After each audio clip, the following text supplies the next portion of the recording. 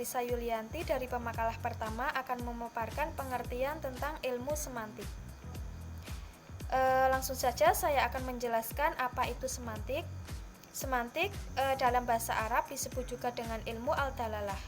Semantik sendiri berasal dari bahasa Yunani, sema yang berbentuk nomina yang diartikan sebagai tanda atau lambang, dan semaino yang berbentuk verba yang diartikan sebagai sesuatu yang menandai atau sesuatu yang melambangkan. Tanda atau lambang tersebut yang dimaksud yaitu cabang linguistik yang berupa komponen atau sesuatu yang mengartikan dan sesuatu yang diartikan. Sesuatu yang mengartikan di sini berupa bunyi-bunyi bahasa. Semantik merupakan salah satu dari tataran bahasa meliputi fonologi, tata bahasa, morfologi, sintaksis, dan semantik sendiri. Semantik di sini diartikan sebagai ilmu yang membahas tentang makna, yang membicarakan tentang makna, mengapa terjadinya suatu makna, bagaimana perkembangannya, dan bagaimana asal mula adanya suatu makna. Dalam bahasa Arab disebut juga dengan ilmu al-dalalah. Ilmu sendiri diartikan sebagai ilmu pengetahuan dan dalalah diartikan sebagai penunjukan atau makna. Jadi, ilmu al-dalalah atau ilmu semantik yaitu ilmu pengetahuan yang membahas tentang makna. Secara terminologis, ilmu al-dalalah atau semantik yaitu salah satu cabang linguistik atau ilmu al-lughah yang berdiri sendiri yang membahas tentang suatu makna baik pada tataran mufradat atau kosakata dan pada tataran tarkib atau struktur. Di sini Ahmad Muchtar Umar mendefinisikan semantik sebagai berikut. Huwa alladzi yadrusu al-makna auda likal far'i minal ilmu al-lughah yatana walu dirasatul makna auda likal far'i alladzi yadrusu asyurutul wajib tawafaroha fir ramzi hatta yakuna qadiron ala hamlil makna. Ilmu semantik yaitu kajian tentang makna atau ilmu yang membahas tentang makna, atau cabang linguistik yang mengkaji tentang teori makna, atau cabang linguistik yang mengaji tentang syarat-syarat yang harus dipenuhi untuk mengungkapkan lambang-lambang bunyi sehingga mempunyai suatu makna.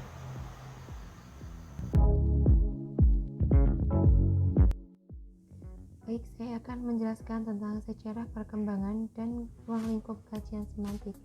Para pemikir atau filsuf Yunani sejak dulu sudah mengkaji dan mendiskusikan isu-isu yang dapat dikategorikan sebagai embryo semantik. Studi semantik pada saat itu dapat dijadikan sebagai barometer kemajuan berpikir seseorang.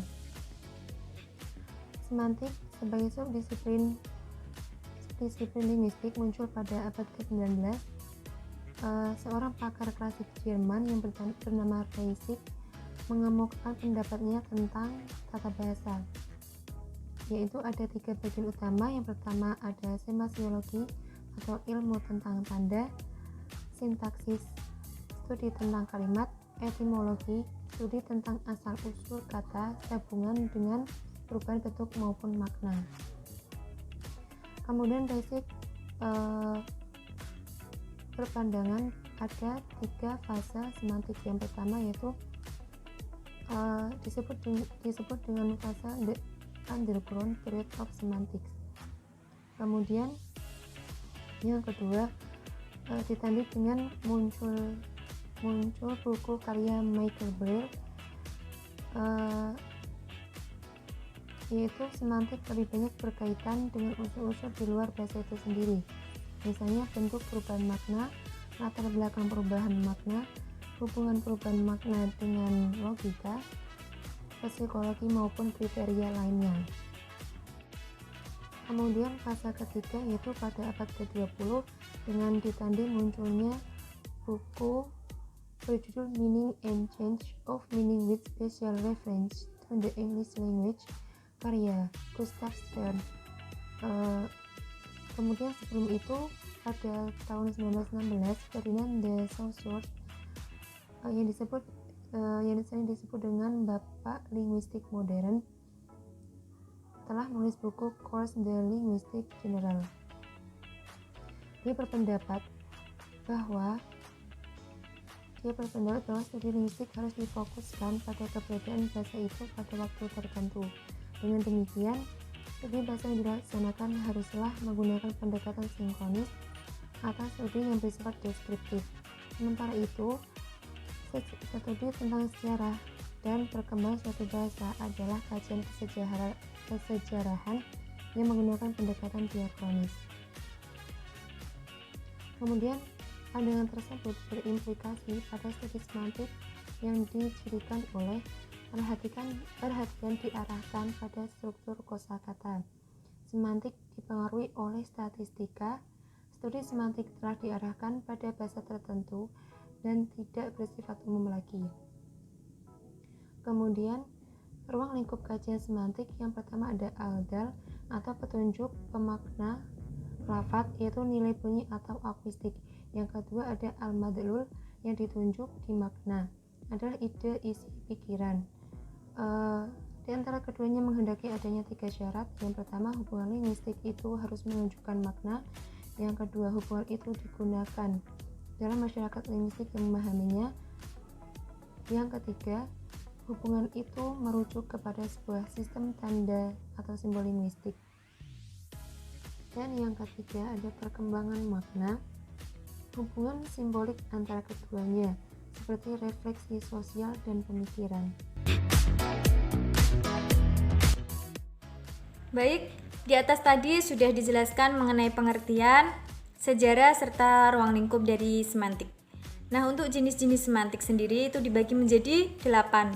Di antaranya yang pertama yaitu ada semantik behavioris, ada semantik deskriptif, semantik generatif, semantik gramatikal, kemudian ada semantik leksikal, dan yang keenam ada semantik historis, kemudian ada semantik logika, dan yang terakhir ada semantik struktural. Nah, itulah tadi jenis-jenis dari semantik. Syukran katsiran. Assalamualaikum warahmatullahi wabarakatuh.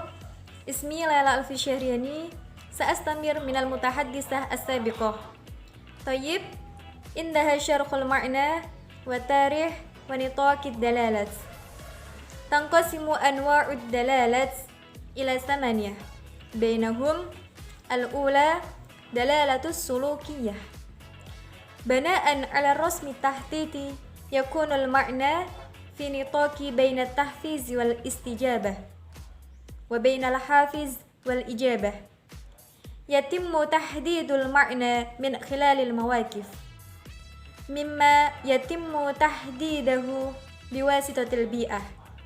Lidzalik la yumkin fahmul ma'na illa idza kanat hunakal bayanat yumkinu mulaqitatuha mawjudah fi bi'ati tajriyah al-bashariyah. Al-misal, ummi tugaddi tiflun. Wastaniyah dalalatul wasfiyah hiya dirasatun dalaliyatun tadharu ala wajhi tahdidil ma'nal hali. Wastalisah dalalatut tawlidi. Mafahimul ma'rufah fi hadhil madrasah hiya al-kafa'ah ay kudratin aw ma'rufatin lugatil mafhumah fil ittisal. Thumma haykalul khariji ay anasirul lugah fi syaklil kalimat aw jamali sabarin. Thumma baniyatud dakhiliyah ay ma'nal mawjud fi haykalil khariji. Warabi'ah dalalatun nahwiyah. Dalalatun nahwiyah hiya dirasatun mutazaminah takhtabiru ala wajhi tahdidil ma'nal fardi fi wahdatil jumlah.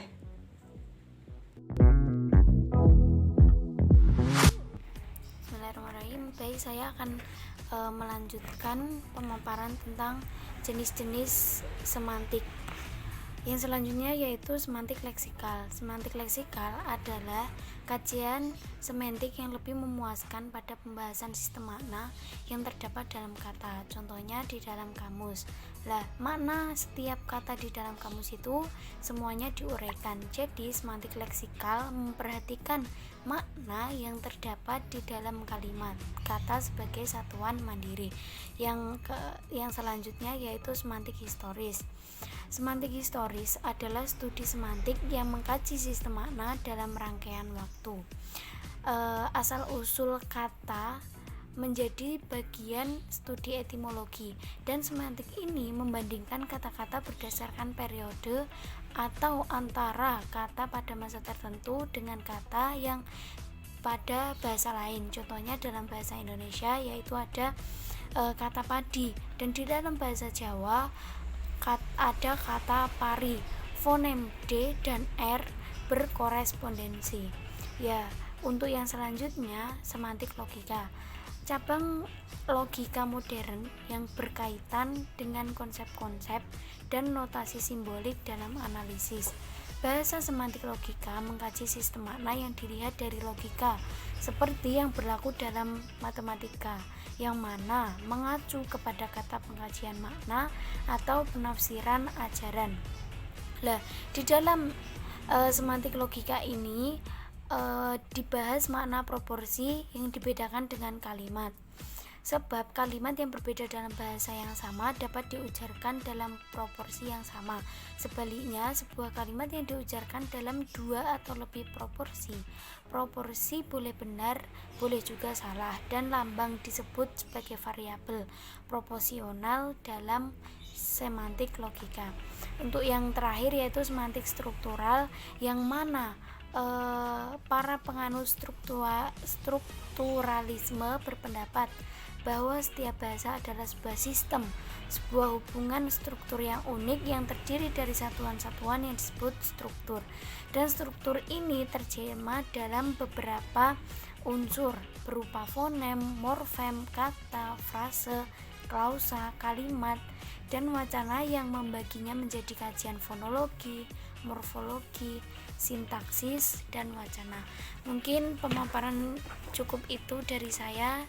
Selanjutnya saya kembalikan kepada moderator.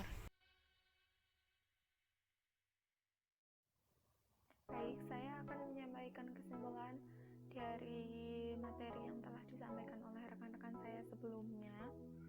Yang pertama, linguistik adalah kajian tentang makna atau ilmu yang membahas tentang makna, atau cabang linguistik yang membahas tentang teori makna, atau cabang linguistik yang mengkaji syarat-syarat yang harus dipenuhi